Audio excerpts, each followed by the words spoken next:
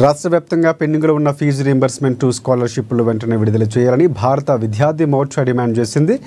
CM Revanth Reddy చిత్రపటాన్ని కొత్త bus stand ముందు దగ్ధం చేశారు. రాష్ట్ర ప్రభుత్వం వెంటనే విద్యాశాఖ మంత్రిని నియమించాలని డిమాండ్ చేశారు రాష్ట్ర కార్యదర్శి విఠల్. రాష్ట్ర ప్రభుత్వం విద్యార్థులకు అందించవలసిన స్కాలర్షిప్స్ అలాగే ఫీజు రీయింబర్స్మెంట్లు సంవత్సరాల తరబడి విడుదల చేయకపోవడం వల్ల వేలాది మంది విద్యార్థులు తీవ్ర ఇబ్బందులు పడుతున్నారని చెప్పారు. ప్రైవేటు కళాశాలలో చదువుతున్న పేద మధ్యతరగతి విద్యార్థులు కళాశాల నుంచి ఫీజులు చెల్లించమని ఒత్తిడి ఎదుర్కొంటున్నారన్నారు.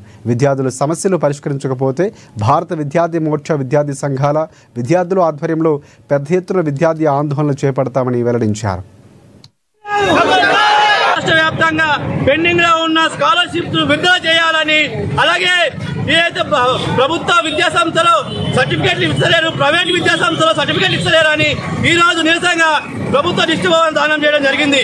ఈ రోజు రాష్ట్ర వ్యాప్తంగా 8,000 కోట్ల నుంచి 9,000 కోట్లు స్కాలర్షిప్ పెండింగ్ లో ఉన్నాయి. గత కొన్ని సంవత్సరాలుగా పెండింగ్ లో ఉన్న స్కాలర్షిప్ విడుదల చేయాలని అనేక పోరాటాలు చేస్తా ఉన్నాము. కానీ రాష్ట్ర ప్రభుత్వం చిత్తశుద్ధి లేక ఇప్పటి వరకు విడుదల చేయలేదు.